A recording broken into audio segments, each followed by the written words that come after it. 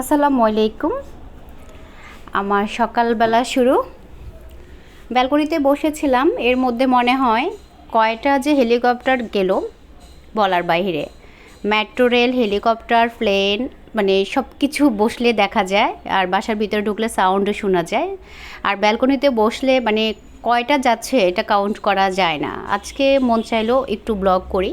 আমার এই বসার মধ্যে 6 থেকে 7টা গিয়েছে। সারাদিন তো যাচ্ছে, ওটা কাউন্ট করা যাবে না। যাই হোক, আমি ব্যালকনি গাছে পানি দিলাম, পানি দেওয়ার পর একটু বসলাম, বাতাস ছিল, বসতে ভালো লেগেছিল। তো আজকে হচ্ছে আমার বই, আমার বাচ্চাদের বই, বুক সেলফ, সেগুলো গোছাবো। আগে নাস্তা খাবো, দেন হচ্ছে ওগুলো গোছাবো। তারপরে কিছু পিঠাপুলি আপনাদের সাথে শেয়ার করব। মিষ্টি আলুর পিঠা, তারপরে হচ্ছে ডিমের পিঠা। ঠিক আছে, একটু পরে শেয়ার করব, পুরো ভিডিওটি দেখলে দেখবেন। আর এই তো হেলিকপ্টার যাচ্ছে, আর রাতে মানে বিকেল থেকে শুরু হয় প্লেন যাওয়া, সেগুলো দেখতেও ভীষণ ভালো লাগে। আর হচ্ছে আমি চলে আসলাম বাচ্চাদের রুমে, আমার ছেলে মেয়ের রুমে চলে আসছি। তো এখানে হচ্ছে ওদের রুমের সাথে একটা ব্যালকনি আছে, গাছ দেখতে পাচ্ছেন। তো ওদের বুক সেলফ গোছাবো প্রথমে, তারপরে হচ্ছে আমার বুক সেলফ আছে, আমারটা গোছাবো।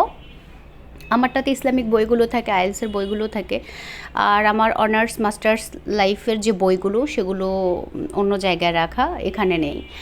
তো যাই হোক, এখন হচ্ছে আমি ওদের ব্যাড গুছিয়ে দিব। ব্যাড এলোমেলো আছে, তারপরে ব্যাড গোছানোর পরে আর কি হচ্ছে ওদের বুক সেলফ গোছাবো। আর যখন সময় পাই বই গোছাতে ভালোই লাগে। এখানে আমার আম্মুর আমলা তেলটা রাখা, এটা আমার মেয়ে আয়াত রেখেছে। বাট আমার যদি একটা কিছু এখানে রাখতাম তাহলে অনায়াসে সেটা সে রাখতে দিত না, কিন্তু আমার মাকে তো তার অনেক বেশি পছন্দ করে, ভালোবাসে। মনির তেলটা এখানে রেখেছে।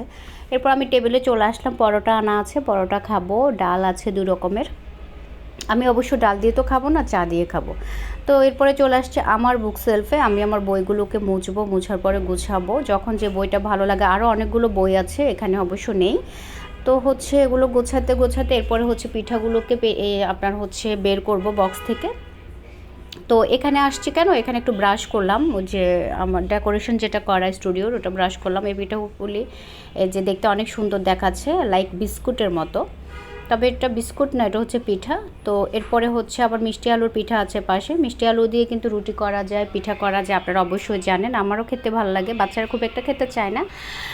এই যে এটা হচ্ছে মিষ্টি আলুর পিঠা, দেখতে পাচ্ছেন। তো আজকে ব্লগটি খুব একটা বড় করব না, সবাই ভালো থাকবেন, সুস্থ থাকবেন। আর যারা আমার ভিডিও সবসময় ওয়াচ করেন, আপনাদের সবাইকে অসংখ্য অসংখ্য ধন্যবাদ। আসসালামু আলাইকুম, আল্লাহ হাফেজ।